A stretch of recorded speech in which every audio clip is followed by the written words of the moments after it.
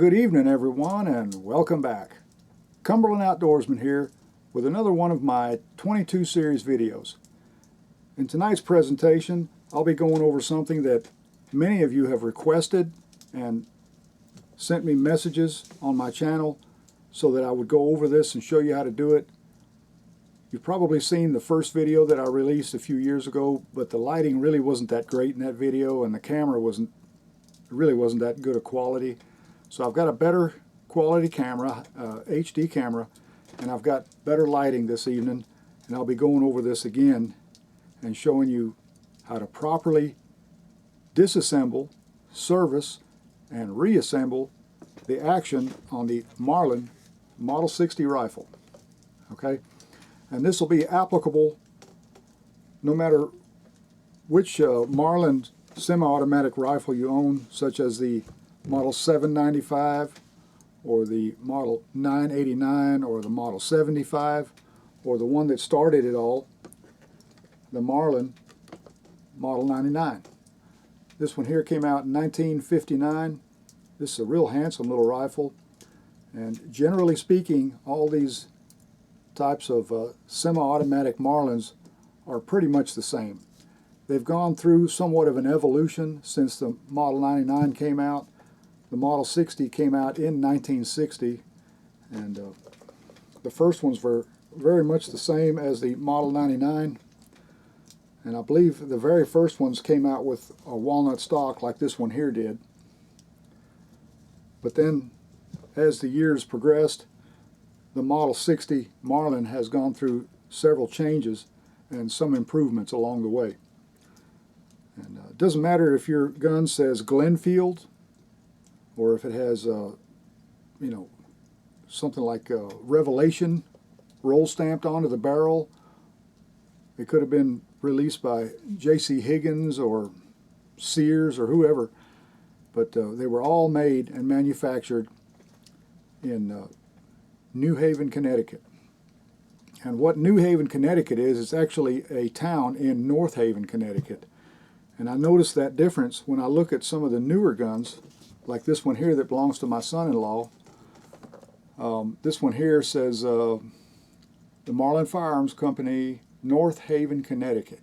Okay, and the older rifles, like the Model 99 here,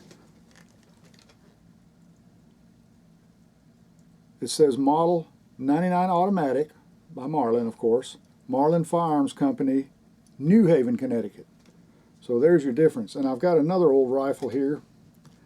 This is my Marlin 336. This one was made back in the 1950s, and it too has a roll stamping on the barrel that says New Haven, Connecticut. So if there's some confusion there, just remember that New Haven is just a town in the county of North Haven, Connecticut.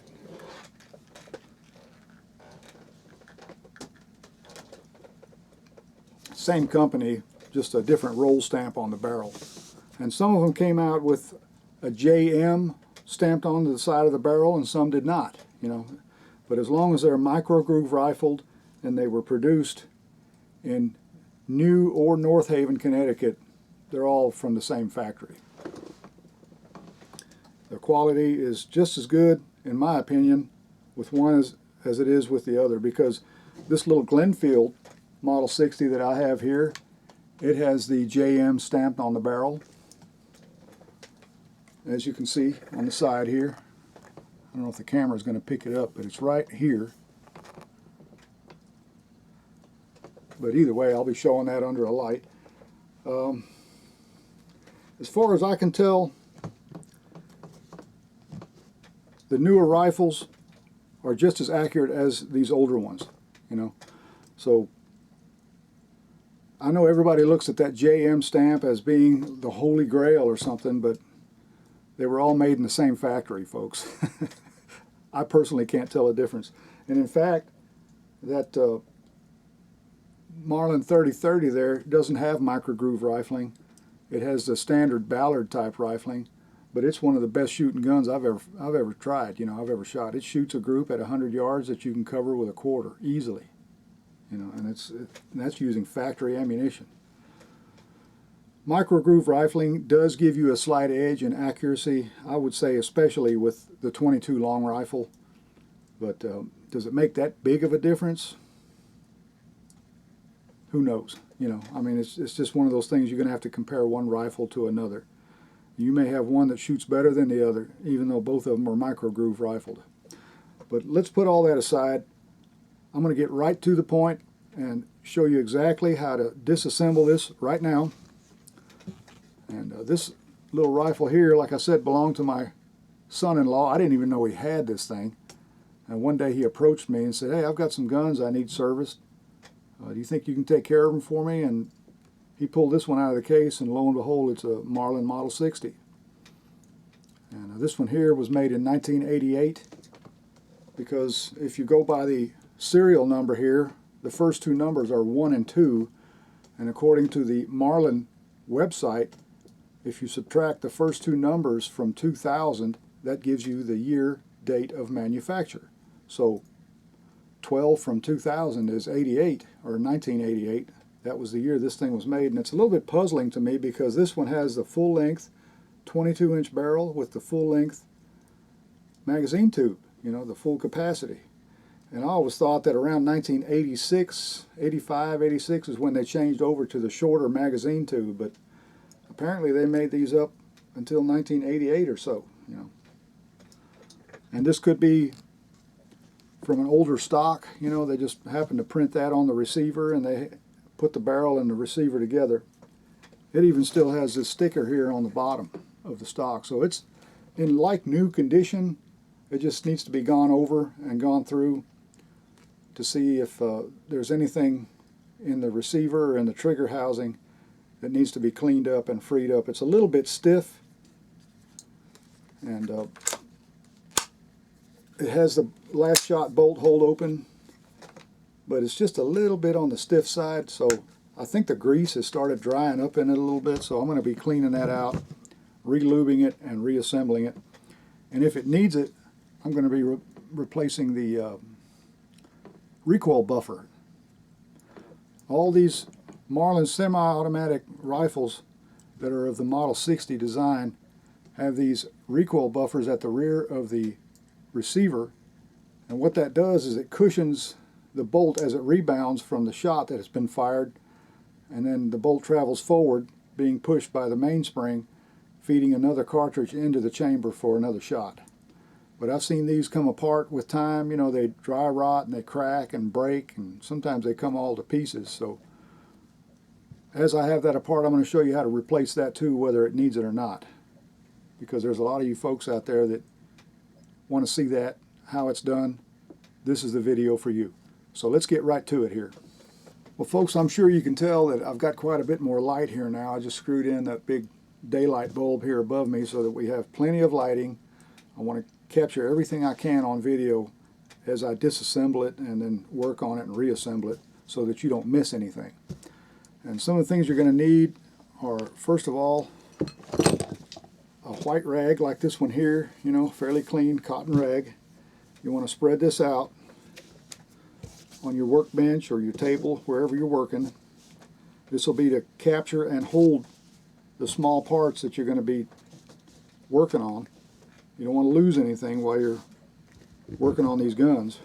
It's got a little bit of dirt on it from where I've worked on some things in the past, but either way it'll do, and it'll keep things from rolling off the table, you know, so that you don't lose any parts, because nothing's more frustrating when you're trying to put a gun back together and you've lost a part.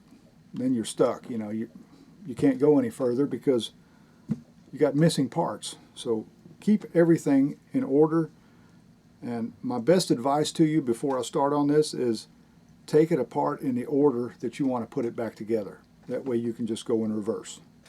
Easiest way. Some of the tools you'll need are a fine pair of needle nose pliers like I've got here. Good thin-nosed set like this one here will work just fine.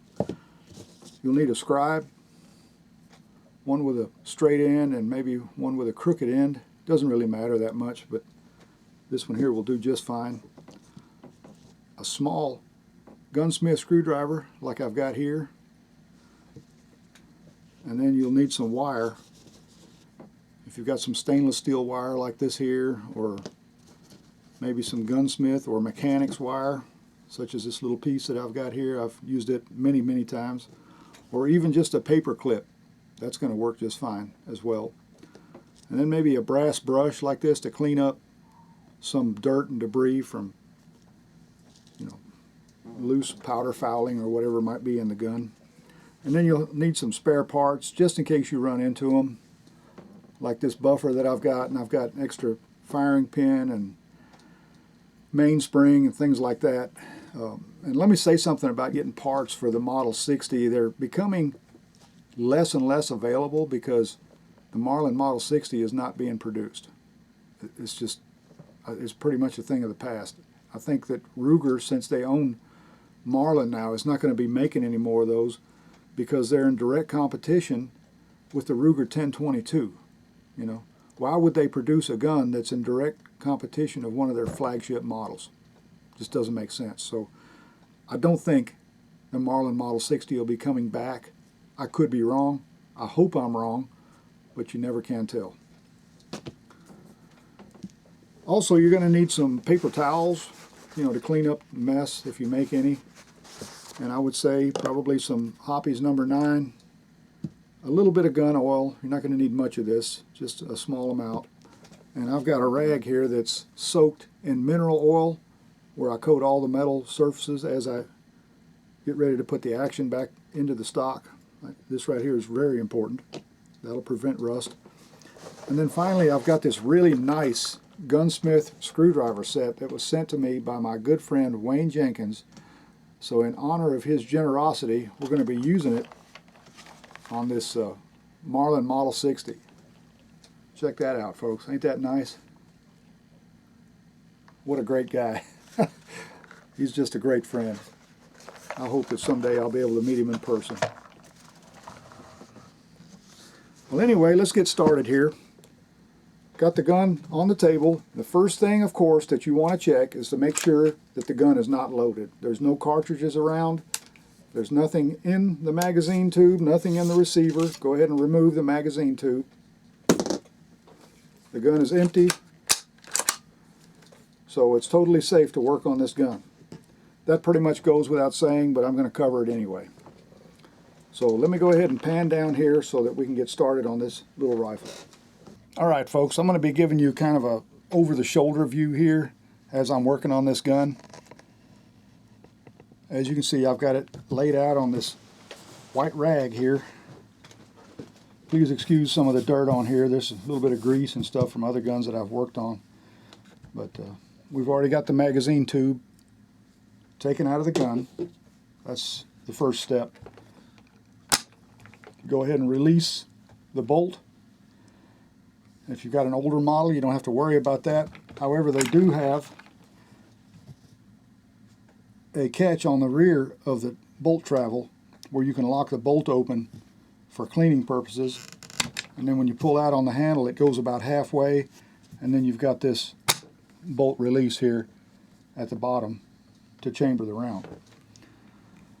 Alright,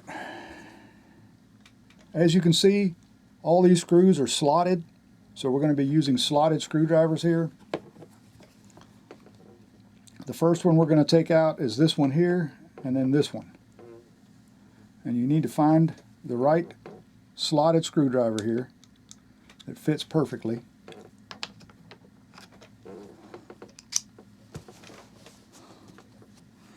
A little bit of a squeaky table here, but anyway, that one fits perfectly. The older model Marlin 60s and Glenfield Model 60s had an aluminum trigger housing. I think this one here is made out of some type of polymer or whatever. You don't have to take this screw out yet because there's a little washer inside that holds it in place. So just leave that one alone for the time being.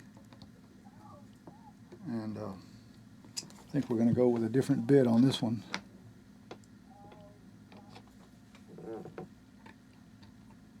Yep. The reason I go to different size bits and different thicknesses and everything is to keep from marring up the edges of the screws, and also to keep from sliding out of the slot and scratching the gun. Now you should be able to lift the stock right off of the action there, and there you can see action's in pretty good shape, fairly clean actually. I think we're just going to clean up some of the old grease, and I'll show you how this comes apart. The newer ones are a little bit easier than the older ones, but anyway, there's that little threaded washer deal right there inside the stock, right at the tip of my finger there. I'm sure you can see that. We'll take that out. Go back to this screwdriver here, because I'm going to be cleaning up this trigger as well. You want to hold it with your forefinger so that it doesn't spin on you on the opposite side here, and then just unscrew this and this will lift right out. Now turn it over, and there's that little washer. Right there, folks. We'll set it aside. We're going to put it in the order we took it apart. Right over here. And for now, we're going to set the stock out of the way. The stock's in really good condition. I'm not going to do anything to it because everything's in really good shape, so stock is fine on this one. Okay, folks, now with the stock set aside, we're ready to work on this action. This is the newer action. Okay, this is just like all the newer ones were built. The older actions had two opposing screws right here at the front. This one just has a pin pushed through the receiver, this block on the receiver right here. And then on the rear, on the older ones, you had a barrel screw, and it would screw into one side, and it was made out of steel. But on these newer ones here, all you have is a plastic push pin. And here in this screwdriver set, we've got the tool just for that. So we're just going to push that out, just like that. There's your pin, undamaged. And then this lifts right out. You don't have to take any screws or anything off right here. And there you've got the entire feeding throat and hammer and strut assembly, everything that operates the bolt on the receiver.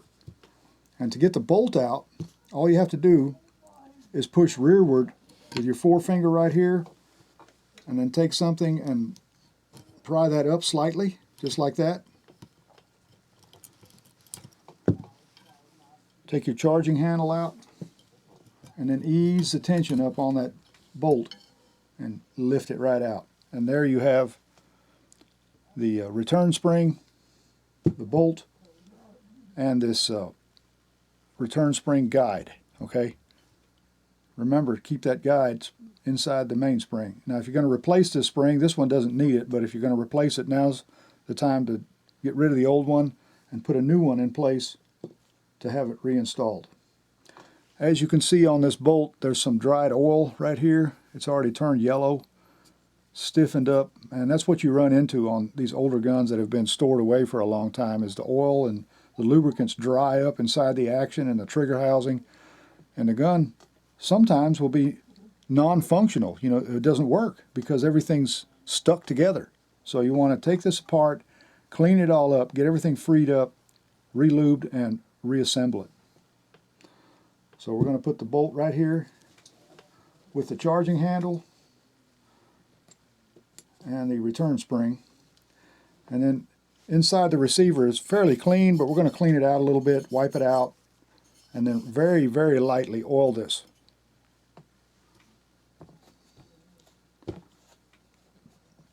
So we'll set the receiver and barrel assembly aside, and now we're going to get into the meat of this project, and that's this assembly right here. As you can see, right here is your bolt release. You pull this up on the last shot and the bolt closes. Here's your hammer.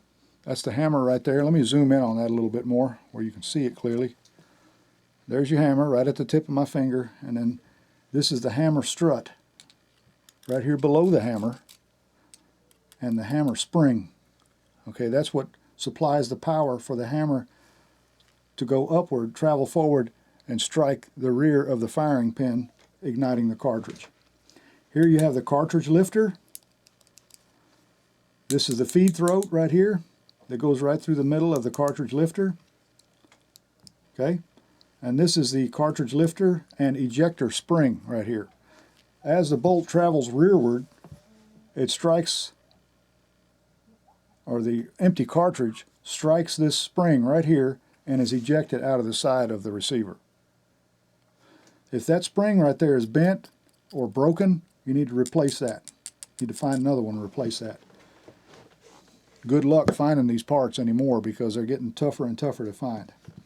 Now right at the rear of this hammer spring, you can see where the strut goes through.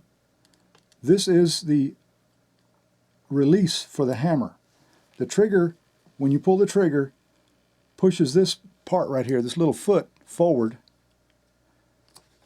and it makes the hammer travel forward because it releases the sear.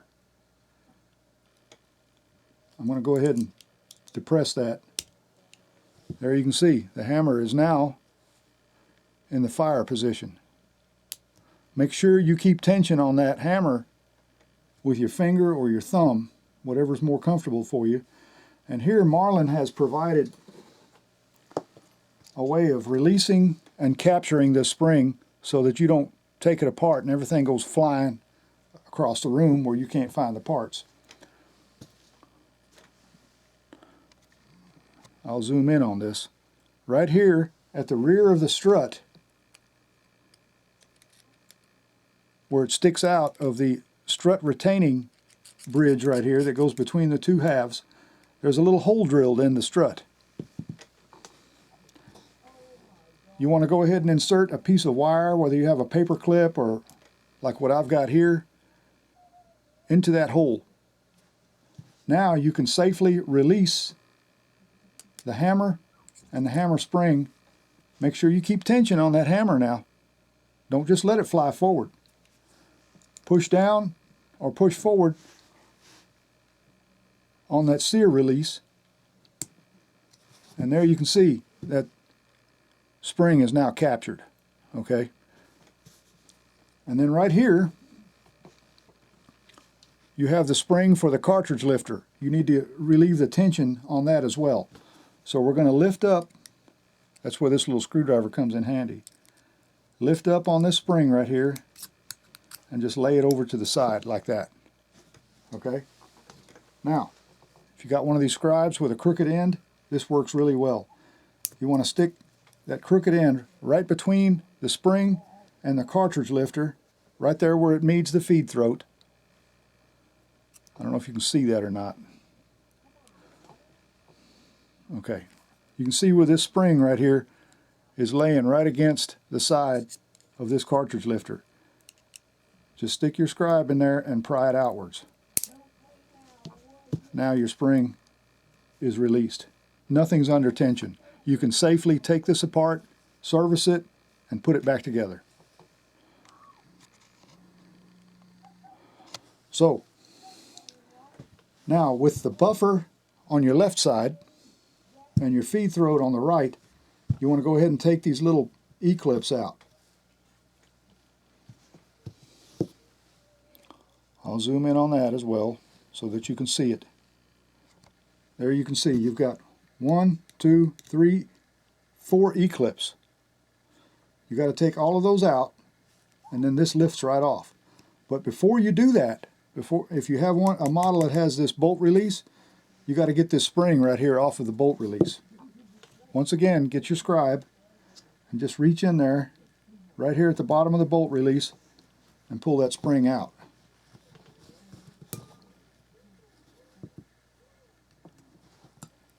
Fits into a little groove back here. Now that's released. Your spring is just hanging there on that little bar right there. Okay? And to put it back together, it's real easy. just grab the loop of that spring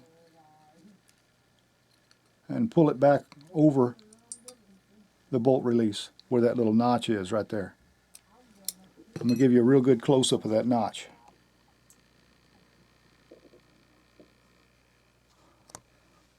Okay. Here's your little spring right here.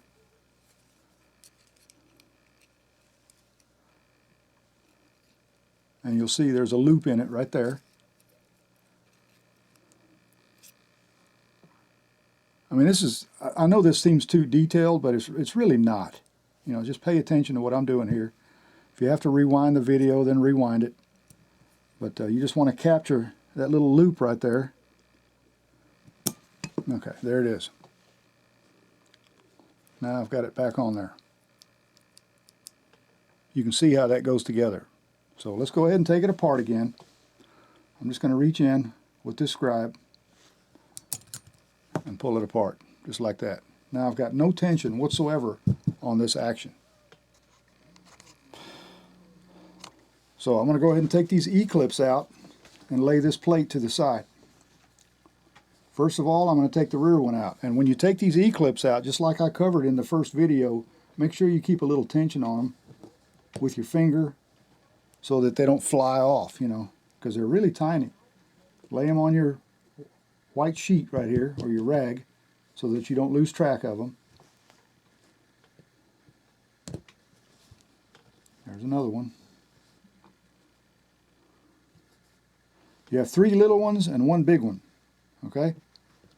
But all of them have to come out to be able to lift this bar out. There's 3 little ones, and then finally this big one here. Make sure you keep these under control, because they're made out of spring steel and they'll jump off of there very quickly. Let me go ahead and use this screwdriver here. There. Now we got the big one off of there. Lay it to the side. Okay, now it's just a matter of lifting this right up. You can see all the dirt and grime and dried up grease and everything in this action bar. I'm going to clean all that up. This is the feed throat. You can lift the feed throat out, get it cleaned up. If you don't want to do all this, and you just want to replace the buffer, all you got to do is lift the buffer out and put a new one on. It goes in the bottom hole right here. Okay? It's got a little strut right here that it mounts onto, or a pin. But I'm going to go ahead and take all this apart, and I'm going to show you how to do that right now.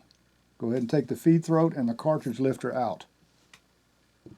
Remember that the foot of the cartridge lifter is pointed downwards. Okay? See that right there? That's pointed downwards. This is the cartridge lifter spring. Remember that the long end of this spring meets up against the opposing plate.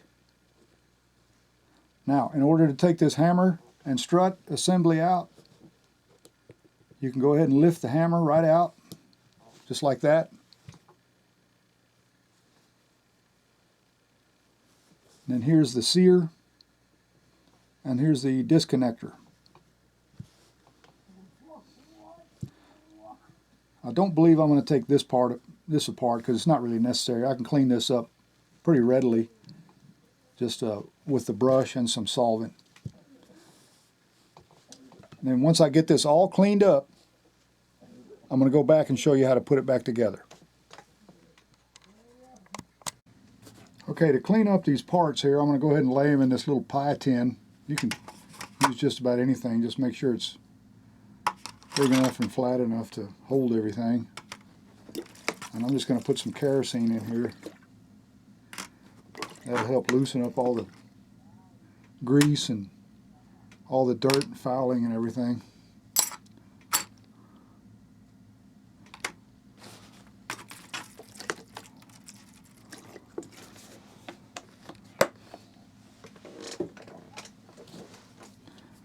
I'll begin by brushing this stuff off. Get it all loosened up. There you can see it's coming right off. Kerosene does a good job.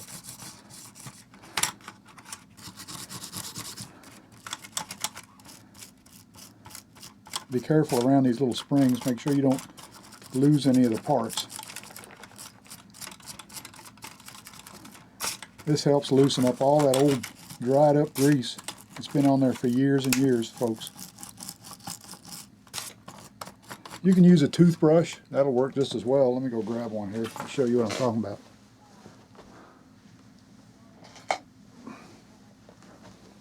Here's an old toothbrush. Take it and scrub everything here. You're just trying to loosen up the grit and grime and everything. I've seen some of these guns so dirty that they just weren't functional anymore. But this makes quick work of it. All these parts that Marlin made are very durable for the most part. And they've improved these feed throats quite a bit. These seem to last a lot longer than the old ones do. The older ones used to split in half, and you had feeding problems and everything else that went along with that, and then you had to try to find another feed throat. And for a long time there, they were readily available, but now they're getting harder and harder to find. I think you found that out if you've ever tried to find some Marlin parts like this. Occasionally they'll pop up on eBay and gun broker, places like that, so just have to keep an eye out for these parts if you're needing something. But in this case, I think we're in real good shape. That firing pin's moving back and forth just like it should. It's not sticking or anything, so that's in good shape. Hammer and strut assembly here, a little grime on it. Get that cleaned off. I'll lay everything out to the side once I clean it off like this. Pretty much in the same order that I took it apart. Of course, I know exactly how these go back together. If you follow these instructions, you're not going to have any problems. Just go along with me here. If you have to stop the video, then stop it.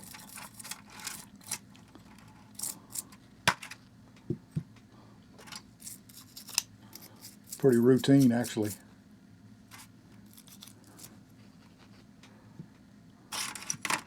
There's no sense in paying a gunsmith if you can watch this video and do it yourself. Save you some money.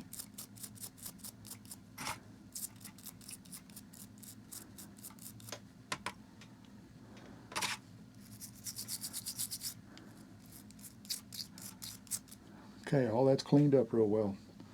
Now I'm going to dry it off and go over it lightly with some hoppies, and should be good to go and ready to put back together. Now you don't have to do this, you can just dry it off and lightly oil everything and put it back together, but I like to put hoppies on there because it seems to keep everything functioning more smoothly. I'll dry the kerosene off of here, and then I'll go over it once again with the hoppies number 9. Hoppies has a moisture dispersing quality to it. I just like to put it on my guns. I like the smell of it too, folks. You can see everything's cleaning up just like brand new. This gun's never been serviced. See how that bolt shined up? Guarantee you this little gun's going to be working flawlessly.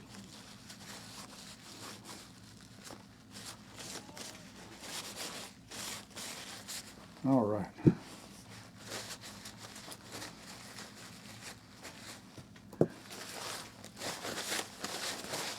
just going to soak up some of this and go over it one more time with the hoppies.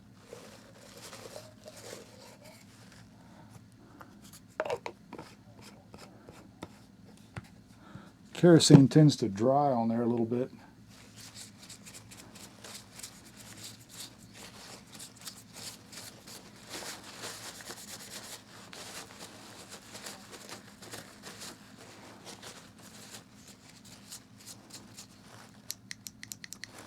Yeah, that trigger's not sticking anymore. It's in good shape. Okay, right here's where the safety is on the trigger. Sometimes they can be really stiff to operate. Right down here there's a little opening. You want to put a drop of oil right in there. One drop. And then one drop right here. Oh, got some on the bottom there. And then maybe one drop right here on the pin. Just to keep everything working smooth.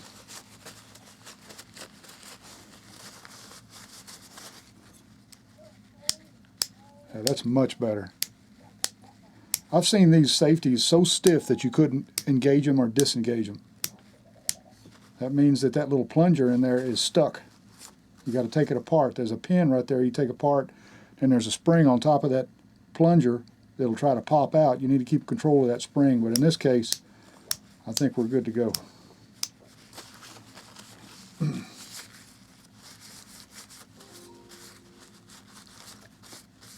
All right. Get all the excess oil off of there. I don't want any oil soaking into my wood. All right. Set that aside for now. I'm going to go all over these parts with this Hoppies number 9 again.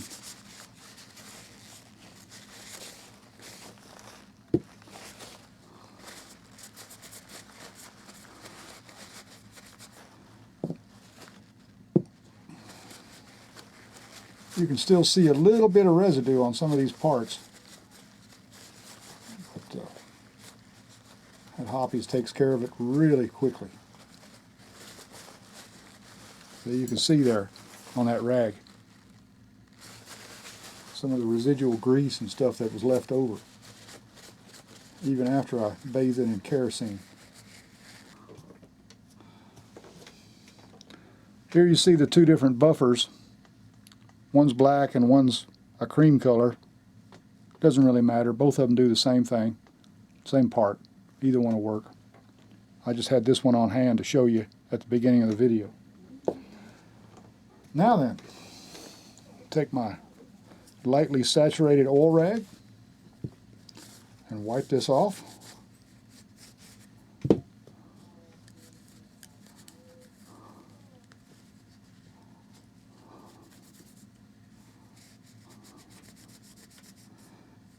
You think you're drying it off because there's not very much oil at all on this rag, but you're really putting a very, very thin sheen of oil on all these metal parts when you're doing this.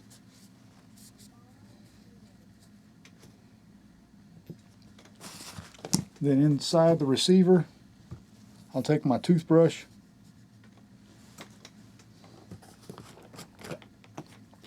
put a little bit of Hoppies on there, just at the tip of the toothbrush. And then just run it up and down inside the receiver. Get that all cleaned out. Now's the time to clean out the bore if you have to. You know, clean the barrel out.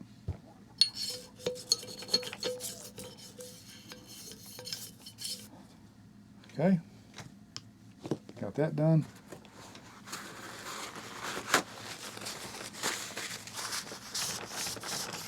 Wipe all that out real good. Get that cleaned up. You don't want any puddles of oil or even Hoppies number 9. Don't want anything like that in there. Try to get it as dry as you can. See all that dirt on that rag? Now we'll take our mineral oil rag and just wipe it down. Just lightly wipe it.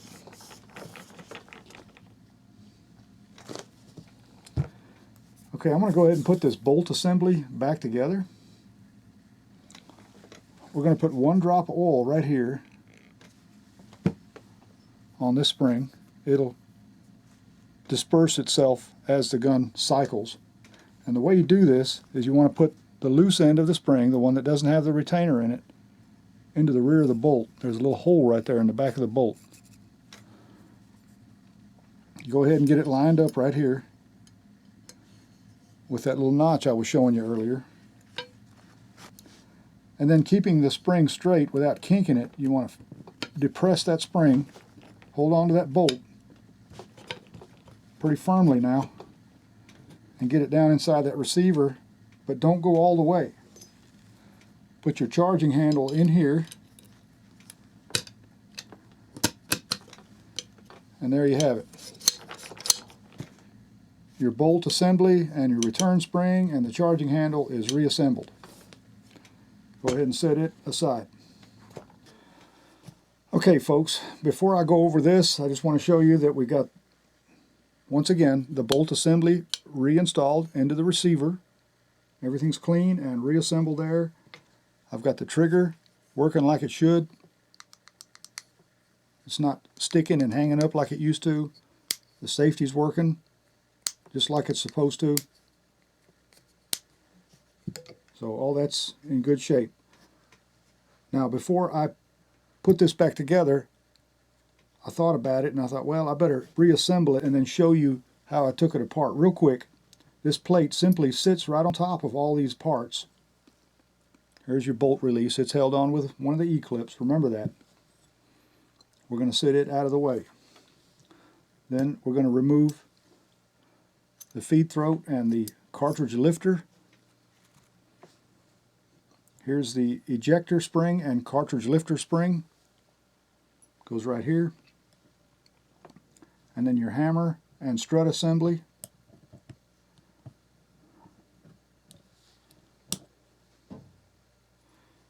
And then lastly, your buffer. Okay? The one most important thing you need to remember, very important here, pay attention to this now, because if you don't do this right, nothing's going to work. Here you have the sear release lever. Okay, when you squeeze the trigger, it pushes against this right here, and it moves this forward. When it moves this forward, this pushes against the sear right here. That's your sear. And when that sear is pushed forward, it releases the hammer. The hammer goes forward, strikes the firing pin, and the gun goes off. What you want to do is move the sear forward, and that's really your disconnector right there. Okay? And you want that little hook to be right on top.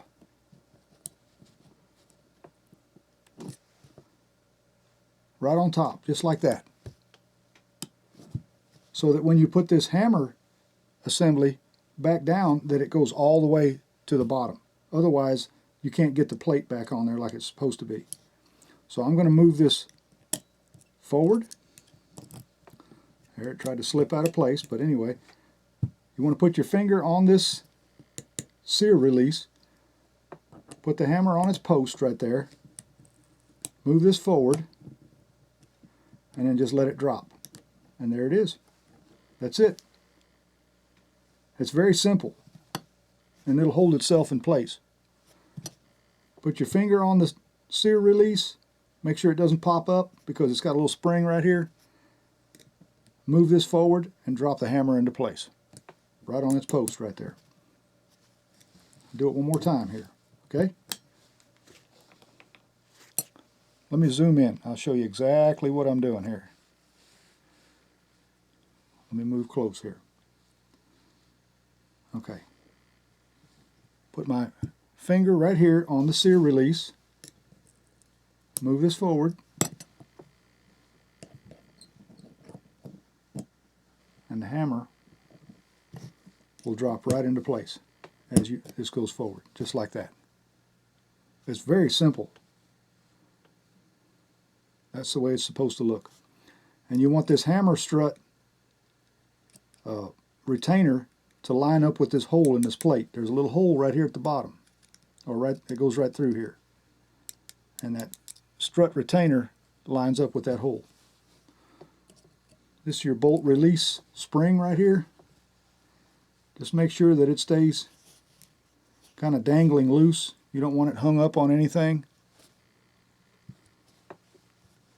And everything else is just a matter of putting it back together. Here you have the cartridge lifter and ejector spring that mounts on that large post right here in front of the hammer. Okay?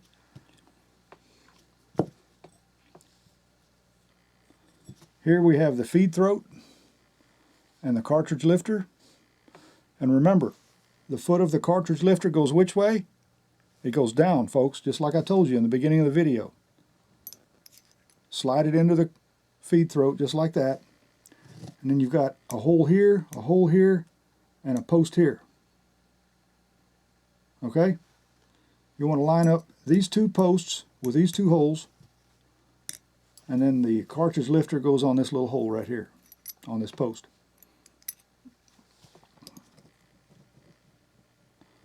Just line it up. There it is. That's the way it's supposed to look. All right. Now, here's your bolt release. It's got this little post right here. It goes in this hole right here. So that this foot right here, this little foot that sticks out, fits down inside that notch. I mean, this looks more complicated than it is, but it's not. It's not very complicated at all. Now it's just a matter of putting this plate back on, but don't forget your buffer, okay? If you want to replace your buffer, now's the time. It just fits right on this little post right here, just like that. Let me zoom out just a tad. Okay, just like that. The bolt release goes to the bottom, always. Now it's just a matter of lining up all these little holes and putting the two halves together.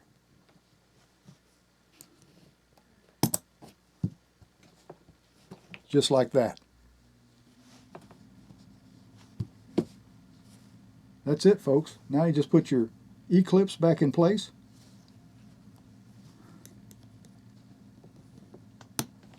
Slide that on, and you got these three little E-clips right here.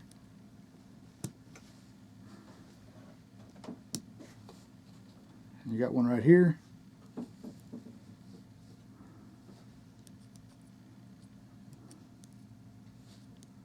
Make sure you keep control of them because they'll jump off of there and fly across the room. You'll never find them.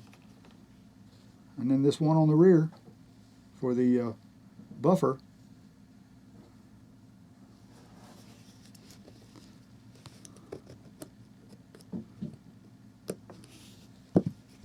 Okay, that's reassembled.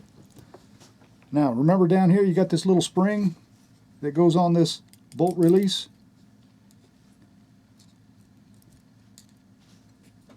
You want to take the tip of your scribe and slide it right over that bolt release, just like that.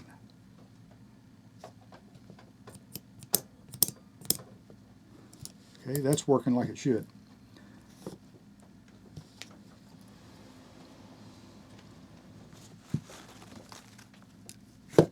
Now, the cartridge lifter spring has to go under that cartridge lifter. That's where these needle nose pliers come in real handy, folks. Just grab the end of them right here, the end of the spring. Let me zoom in on that. Okay. Move this spring out of the way. You don't want it in that notch right now. Take a little tension off of it. Grab the end of that spring and bring it down under the cartridge lifter. And then back up. Now, slide this spring back into place where it lines up with that notch on the feed throat, right here. And that's back together. Now, push all the way back on the hammer till you hear it click, and now the hammer is engaged. Okay. Now this entire assembly is back together and ready to be installed into the receiver.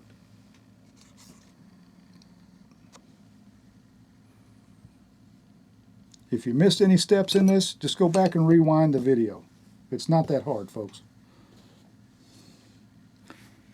Here we got the receiver. You want to go ahead and line everything up.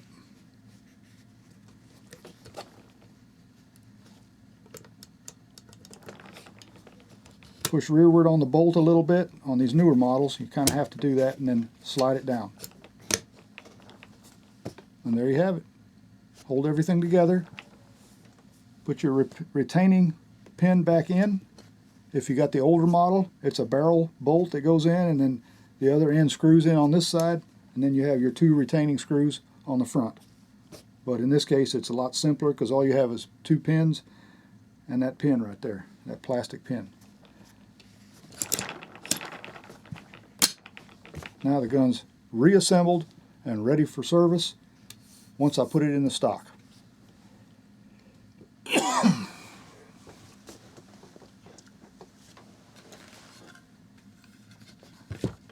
Now before I put this receiver in the stock, I got to put this trigger assembly back on. Right here. You take the shortest bolt or the shortest screw, go ahead and put it through the hole right here at the front of the trigger guard, right there. And then that little washer, the end of it that sticks up, the little nose goes down inside that hole.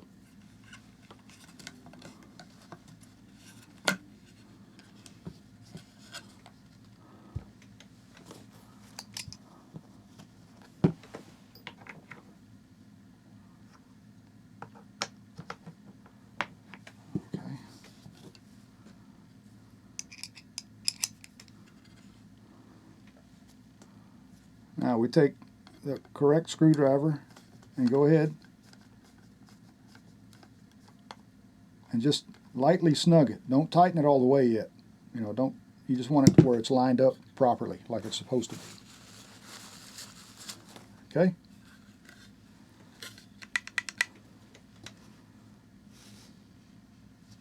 See how that lines up with that little washer right there? The nose end of it goes down into the wood. Okay? Before I put this receiver and barrel assembly back on, I want to give it a wiping down with my oil cloth to prevent any rust. Because if these guns are not taken out of the stock, they're going to rust down here, you know, inside the barrel channel and the magazine channel and everything else. So we'll go ahead and put the barreled action back into the stock. Start these screws with your fingers first.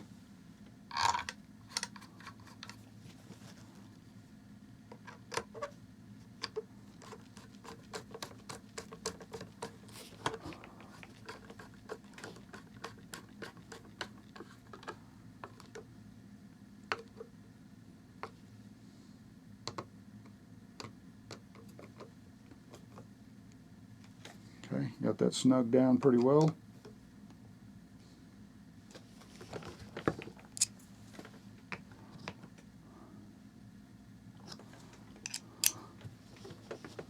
Get the right screwdriver blade that goes into that screw right there.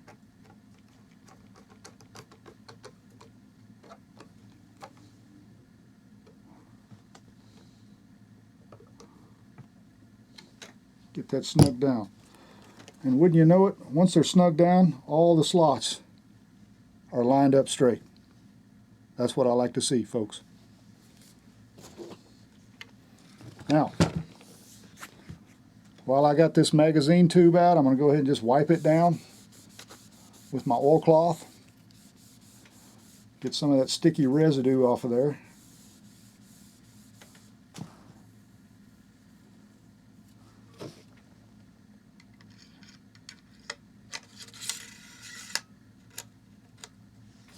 Slide it back into the magazine tube.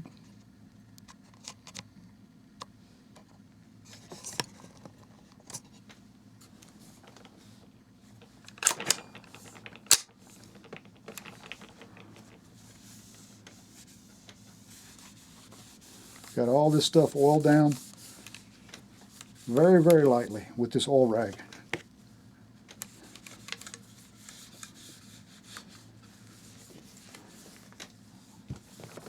You can go ahead and rub the stock down with it because it's not going to hurt it a bit. In fact, it'll help it, you know. Get all your fingerprints and everything off of it. And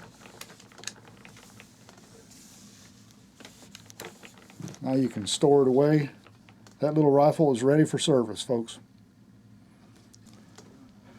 Okay, folks, now that the gun has been thoroughly serviced, I've already cleaned the barrel before I started this video, so I know that the barrel's squeaky clean. And if you want to learn how to clean the barrel, you can go back and check out that first video where I featured the Marlin Model 60 the very first time in my channel. But either way, you can either use a bore snake, but if you use a cleaning rod, make sure you use a coated rod with a rod guide, because you don't want to damage the crown of the muzzle. Okay. If you're going to store the gun away for an extended period of time, you want to take the tension off of the hammer spring. That's the spring at the rear of that hammer strut that pushes the hammer forward. You don't want to leave it under tension for long periods of time. First of all, make sure the gun is not loaded. Okay? I'm absolutely sure that it's empty. There's nothing in the chamber, nothing in the magazine tube. Go ahead and release the bolt forward. Take the safety off into the fire position.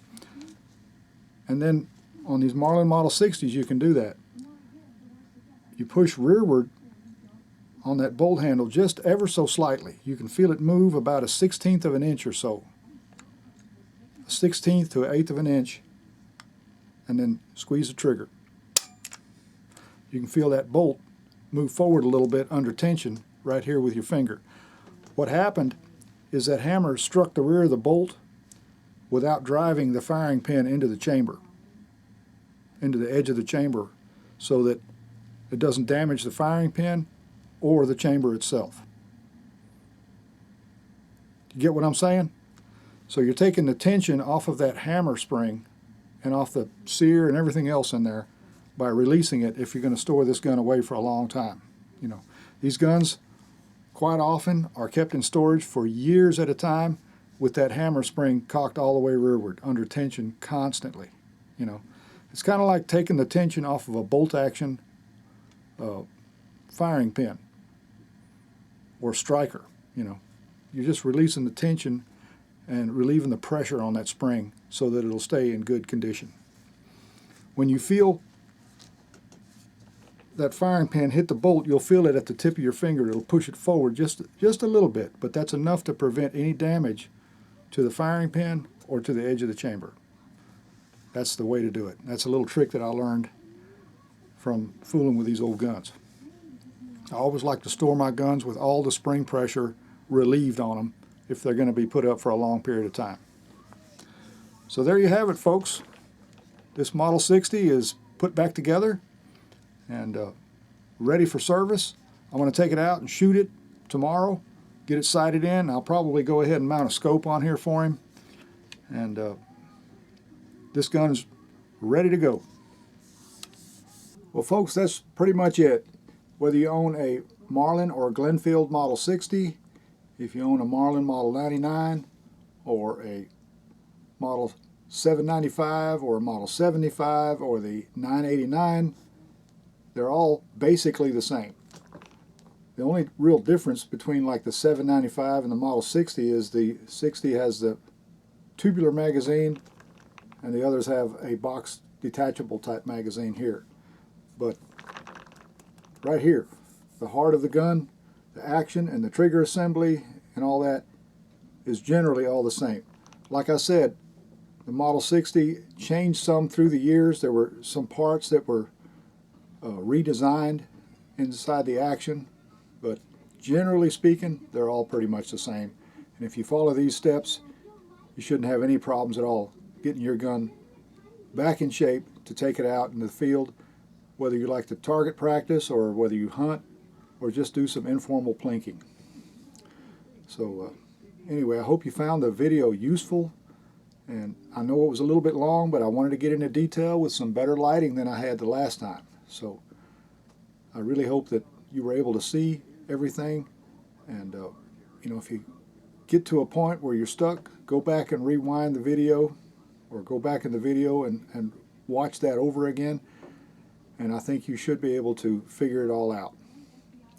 So with that being said, remember, if you like to go hunting, fishing, camping, shooting, hiking, whatever it is you enjoy, I hope you like it as much as I do. And also remember, hit that like button, smash the bell icon, and subscribe. That way you'll know when more videos like this one will be coming your way. So until next time, y'all take care, my friends. Get out there and enjoy the great outdoors and shoot safely. I'll see you in the next video.